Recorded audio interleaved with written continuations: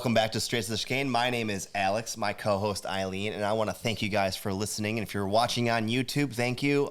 We are also on Apple Podcasts, and we are on Spotify.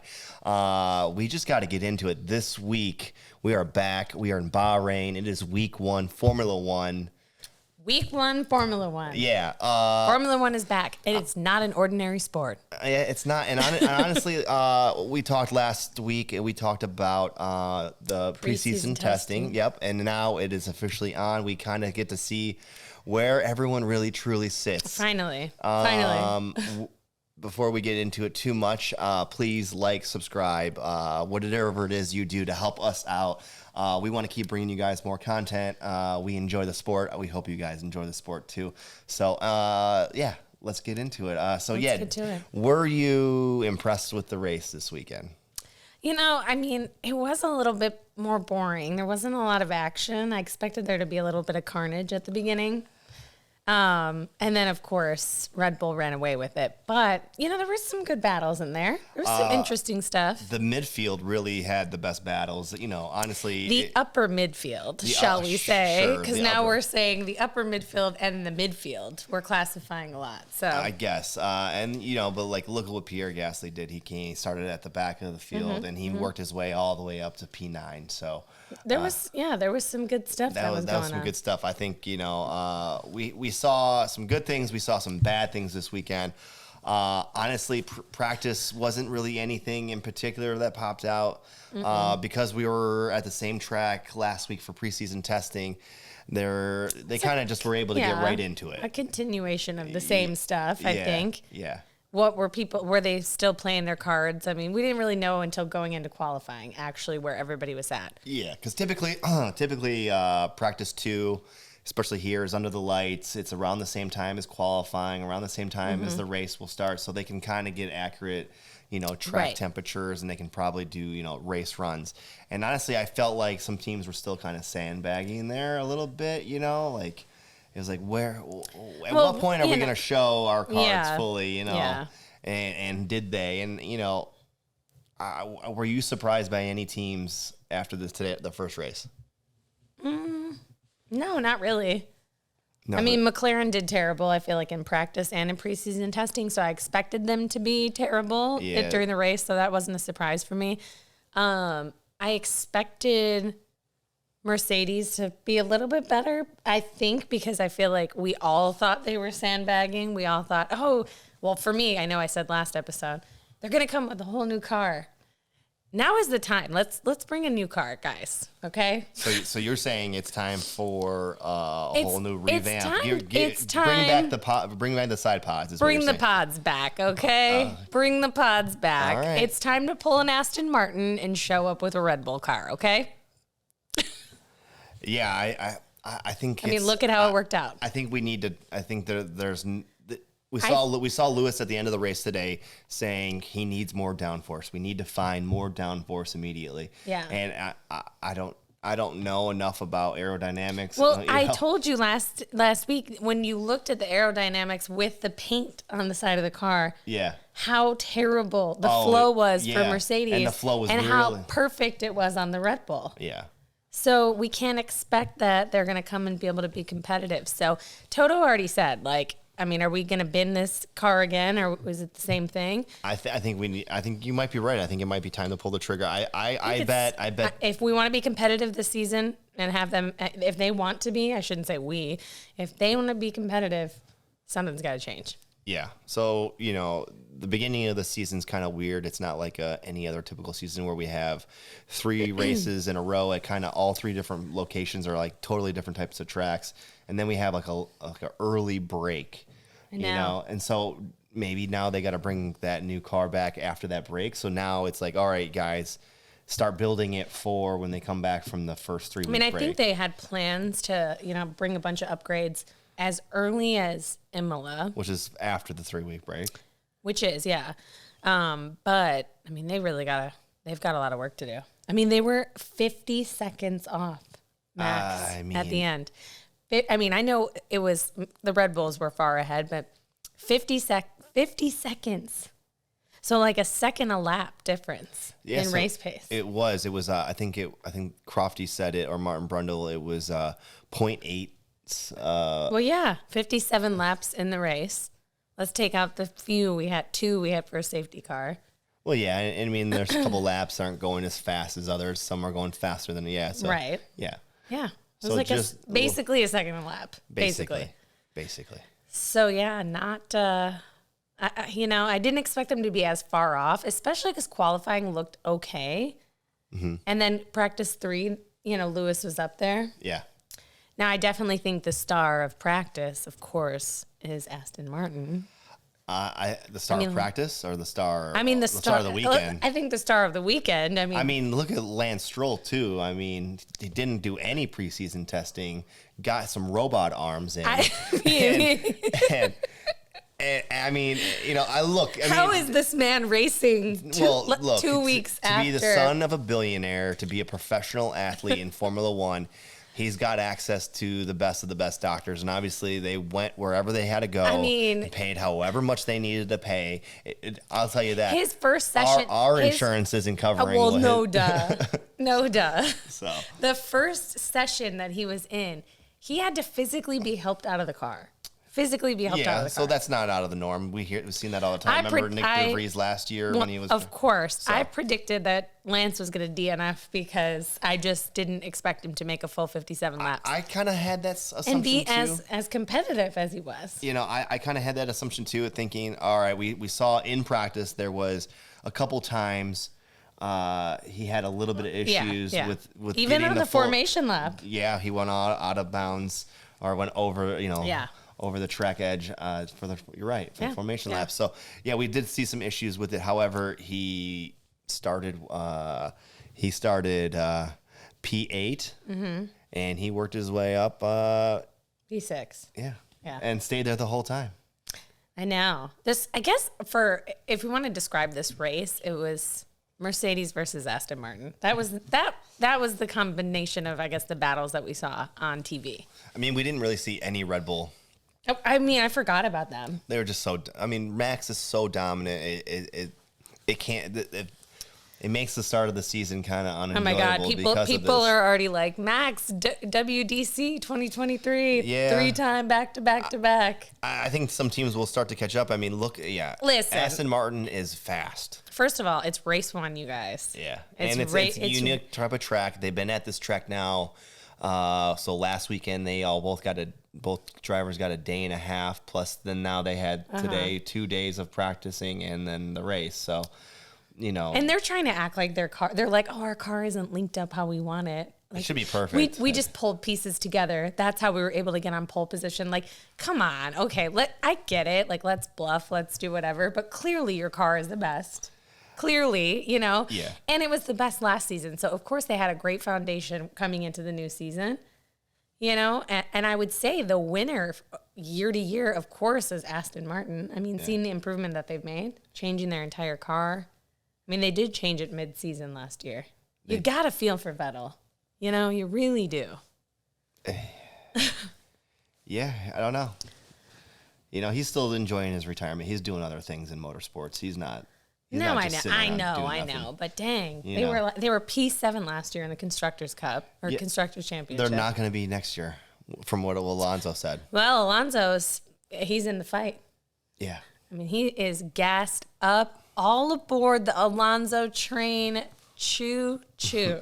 A lot of people are on the Alonso train. That's Sky Sports was talking it.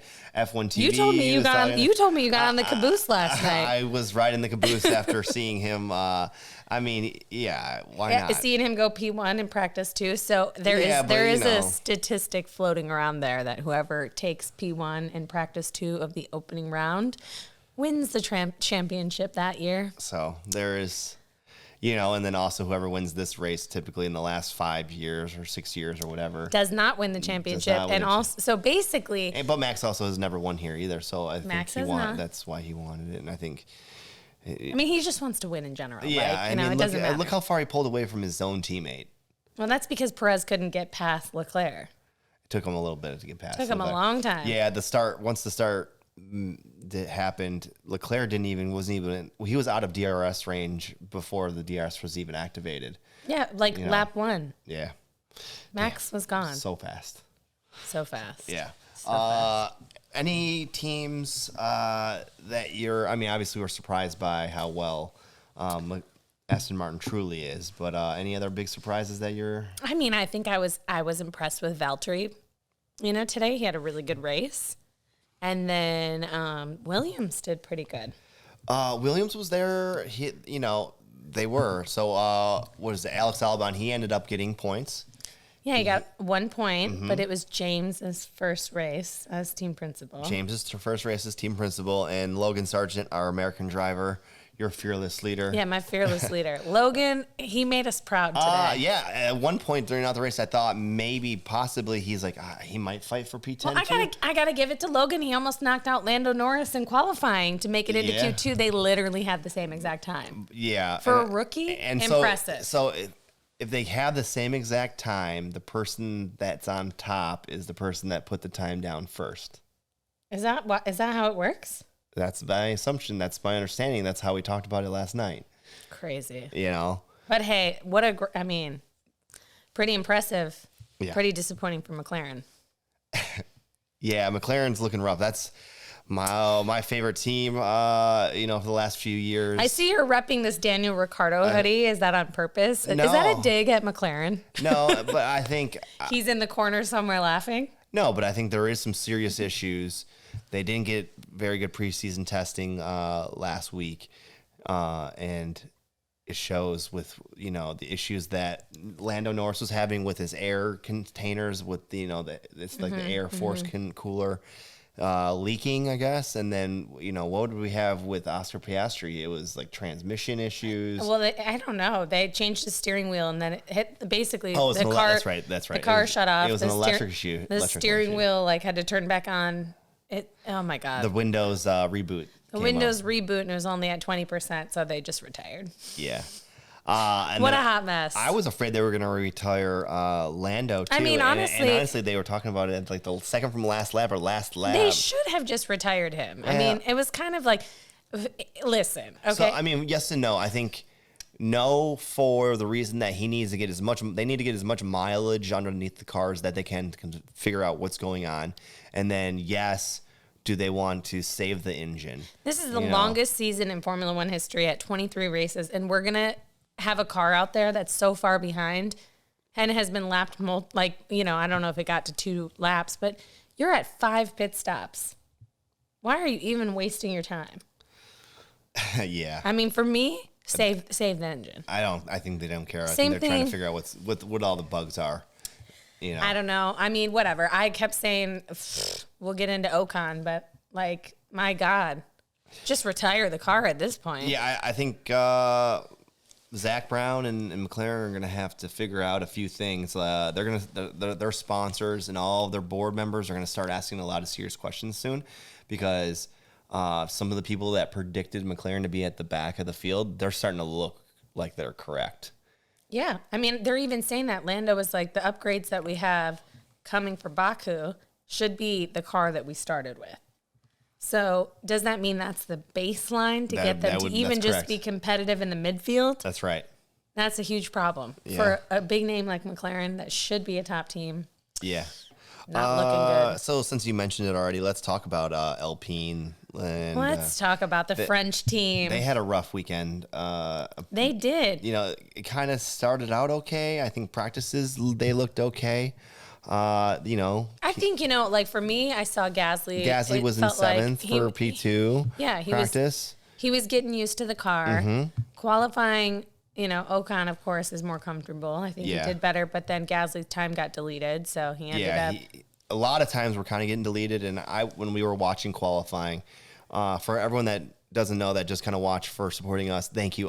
When times get deleted, it usually means they go too wide coming out of a turn, and they cross over the white line that now defines the actual track, and you can't have 4 tires out there anymore. And for everyone else that knows that, cool. Cool.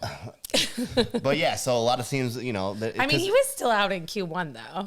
He was still out, and so he was out hard, but then his time got deleted, so he was pushed to P20. Yeah. So, but from P20 in the Alpine, making his way all the way up. Making his way through. I mean, I would say he was one of the wins for today. He was one of the wins. So the car, obviously, underneath him looks good. Yeah. Ocon, on the other hand. And listen, Ocon was performing well. Was he, though? When he wasn't getting penalties, okay? All right? He got a penalty for a penalty and then a penalty on top of a penalty. Say it better than me. He got a penalty, and then when he was serving his penalty, he received a penalty for that penalty. Yeah. And then when he... Well, no, because he... No, because so the grid start, he was out of his box. So he got the penalty. Yeah. Then he served his penalty, but because he was... Hold on. I got it. So he came in to serve his penalty. Mm-hmm. He didn't serve it correctly. That's so he received another penalty. But then when he came in to serve the penalty, he was speeding, so he got another penalty. I mean, honestly, the FIA was just like...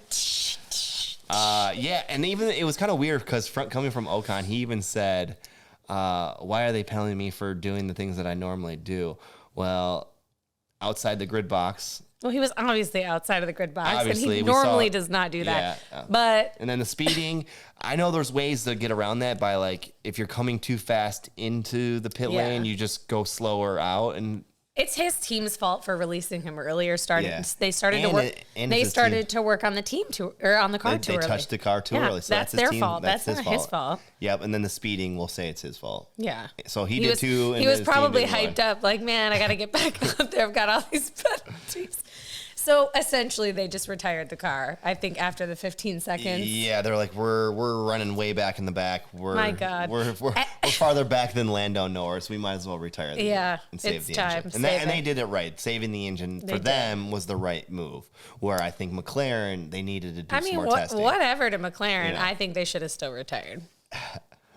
I mean, they need to scratch that and just start from ground zero. Yeah. Whereas Mercedes, I think they can work off of maybe what they have.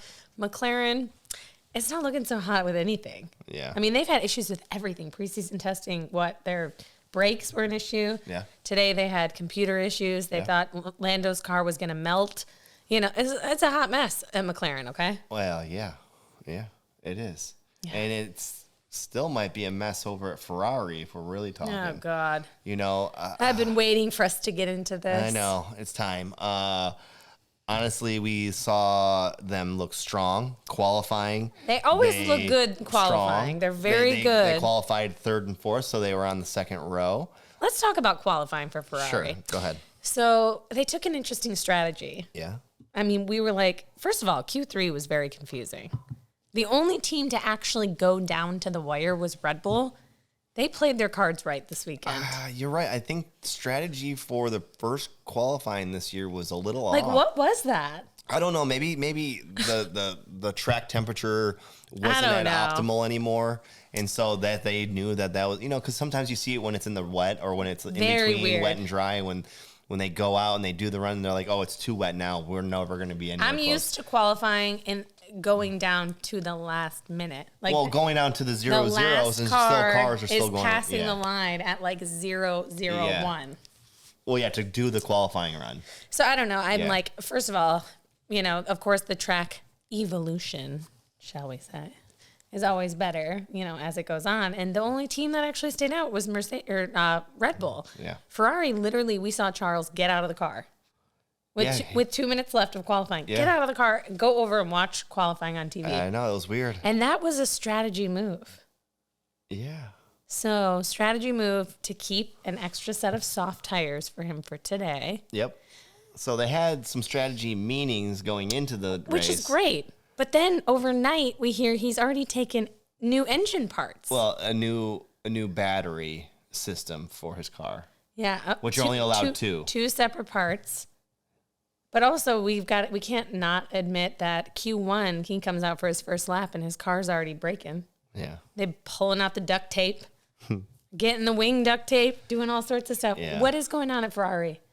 And how long is Charles going to stick with them? He is like ride or die. When you're with like a dysfunction. Well, there's a lot of reasons why he's going to be right. I think, You're in a dysfunctional relationship that doesn't work, and you stay with that person. Yeah. I think he's staying. Yeah, he's going to stay. This I think most people would stay at Ferrari as long as they can. Well, the rumor is that if Lewis retires, like, who are they going to go after? Would they go after him? I think it'd be Lando Norris. I would go after Charles. Yeah. Lando hasn't even won a race yet. He's in the shit box. True, but anyways, okay, let's talk about Ferrari. We're starting off 2023 really strong, batting 50% here at Ferrari, okay? Yeah. So let's get it together. Now, here's what I will say. It is race 1. Last year, both Red Bulls retired in race 1. And then in the first 3 races, Max DNF'd. So let's not give up hope that there isn't going to be a championship battle, guys. I haven't given up. I'm not. Yeah. This race is They look dominant. Red Bull was dialed in. They're definitely the fastest car. We have a lot more time. We have a lot of time to go. For sure. It's a long season. Let me ask you. So back to qualifying a little bit. I know we kind of go back and forth in this. We're just talking a lot of the teams today. We're talking, the whole weekend kind of. The rookies. Yeah. They were all kind of out in Q1 of qualifying. They were, but I gotta give it to Logan Sargent. I think he did well. He literally matched Lando Norris, who at this point is a veteran. So yes, he could have made it out of Q1 for sure. In a Williams. You're right. So other than that, all the other new rookies, and I consider Nick DeVries a rookie. We're all kind of at the back of the field, and honestly, Nick DeVries was kind of a dud for me. Didn't really perform great. It was a tough weekend for him, huh? Yeah. I'm like, he got left out there at the end. Well, they screwed. There was that virtual safety car. Most teams pitted because it was right around a good pit window for a lot of the teams, and you're right, they left him out. And they really didn't have a whole lot of coverage of him. There was some tidbits here and there. Mostly it was about the fact that they did not pit him near the end of that race. Yeah. His teammate Yuki looked strong at times. He almost got into the points. I mean, Albon held him off at the end there. It got pretty close. Well, there was a little bit of lockups too, and that little bit of a battle too, and I think tires got ruined. You're right about that. And then Haas. So Nico Hülkenberg qualified P10. He was in Q3. Yeah. Looked impressive. And looked good. Car looked good for qualifying. I don't know what happened. I have no idea. I honestly, Magnussen, I was confused by for him to be out in Q1. Yeah. And then he was the only driver to start on the hards. And I'm like, you know how many times I was confused? Did he pit once? Twice? Did he pit I don't know, what was it, lap 38, 30, whatever? Finally, because he started on hards. But it was rough. Yeah, it was cool. The tire choices for the teams this race were kind of unique. There was Red Bull doing soft, hard. Well, now what I read before we popped on was that the DEG on the Red Bull soft tires was the same as the Mercedes and I think Aston on the hards. Wow. That's why they're leading the pack by 50 seconds. That's crazy. The race pace being that much difference is insane. I mean, of course they're going to go faster on softs, but their tire conditions, their DEG was way better. So. Yeah, it's just really low. That means they got a good, light, balanced car. Fast. Well, that's what Christian said. Their biggest win was reducing the weight on the car over last season's dominant car. So yeah. So I think every other team's got a lot of work to do. The only team, in my opinion, that's looking fairly strong is honestly Aston Martin. This is so weird. I know. I think it's Red Bull and Aston Martin are on the front foot. I mean, they're saying Aston Martin technically, I guess, is the number 2 team right now. I would say so from what we saw. Look, the race was okay. It was a little boring just because it was so dominant by Red Bull. But the midfield, there was really good Alonso and Hamilton today in the race is exactly what a lot of people have been wanting to see. And we've been seeing it here and there since Alonso came back. Yeah. But Alonso hasn't been in the right car to battle yet. And now he's in a car to battle. And we're seeing back from 2007 remnants, when they had the same car. Super respectful, good driving. It was some good laps there. I mean, Alonso, even with Carlos. Yeah. And he is like ready to go. He is hungry. He is feeling it. The car is lovely to drive. He did so on the radio with like 3 laps or 4 laps left. Go, the car is lovely to drive. And I swear, his team, like he just needed to bring it home, I guess, at that point. His team radio comes up and it's like this long of like he's just sharing a whole paragraph of stuff. He talks the most on the radio, but he's asking about Lance, how Lance is doing. I mean, he's feeling good. So he did say in an interview before the race that he thinks Lance is a world champion driver. Okay. I mean, look. Now that he's got titanium robot arms, I think anything is possible. He should be able now to drive with one hand while pushing all the buttons with the other. We'll see how it goes. Interesting. I mean, it's pretty impressive. It is pretty impressive. We hear it's broke. We hear he broke his wrists. We hear he broke his toe. Yeah, he's driving for sure with a broken toe. He said that. And his wrist was broken, not even 2 weeks ago? Yeah, and so they got some rods in it, and it's honestly just, they put a little cover over his thing that was just very small. So the work that they have to do, honestly, if it was you or I, we'd be in a full cast just like this. And I was joking with you before the weekend even started, like, if you remember the baseball movie, where Rookie of the Year, where there's the kid. He's like a really young kid, and he gets he breaks his arm, and he gets stuck like this in the cast. And when he gets it out, he's got a wicked arm. Yeah. I was thinking Lance Stroll, because there was reports too before the weekend that Lance had broken both arms. I know. So I made the joke that he was in a sling just like this, going to be walking around. He's going to walk through the paddock like this. I was wrong, and that was just supposed to be a joke. So, yeah. Now, I will say, depending on the track, the Aston Martins are faster in certain areas from the Red Bulls. So we're going to see some Aston Martin top step. We're going to be hearing some different non-Dutch national anthems here, I think, this year. I think so. I hope so. I hope that this upper midfield, as they say, kind of gets closer to whatever Red Bull has got going on. Red Bull's dialed in. Because I don't want to.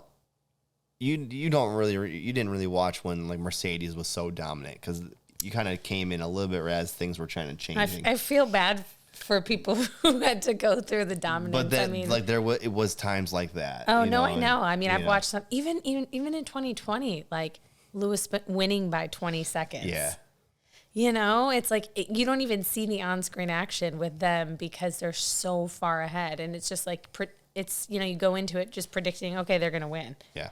Similar to how. Even the sponsors don't want that, because we saw the lack of Mercedes, or the lack of Red Bull being even televised. Even Sergio wasn't really battling anyone; he was out there by himself, so there was no reason to even cover them.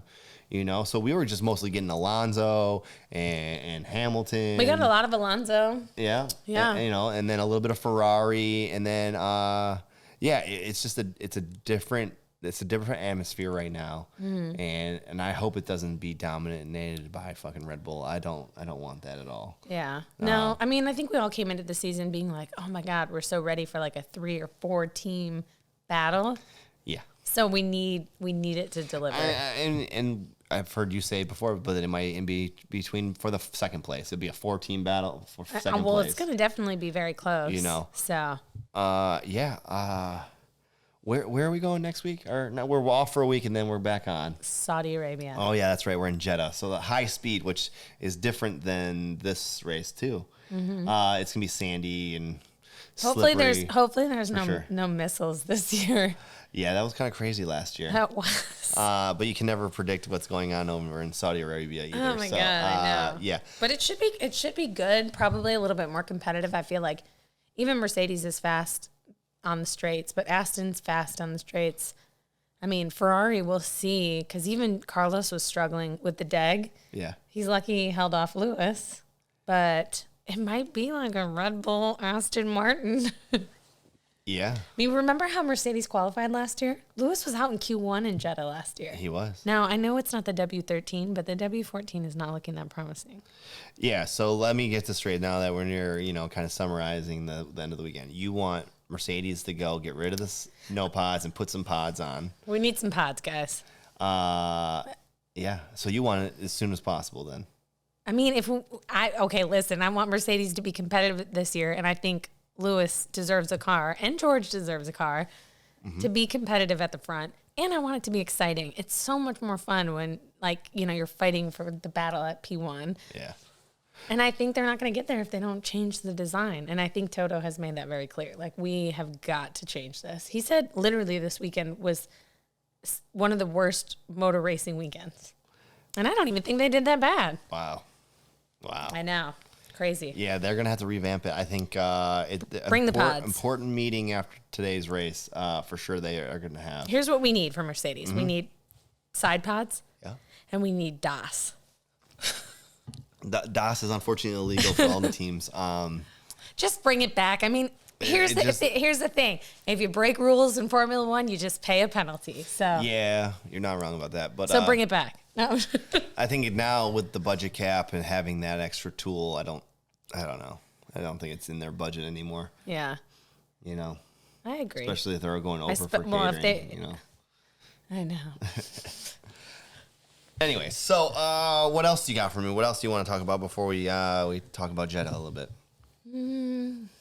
I mean, I think it was exciting to see we had, 7 teams score points this weekend. So that's right. You said 7 out of the 10 teams scored. Yeah, so just McLaren, AlphaTauri, and Haas did not score points. So that's a good start to the season to see a little bit of, a mix. Mm-hmm. Obviously the top teams, it was the top teams.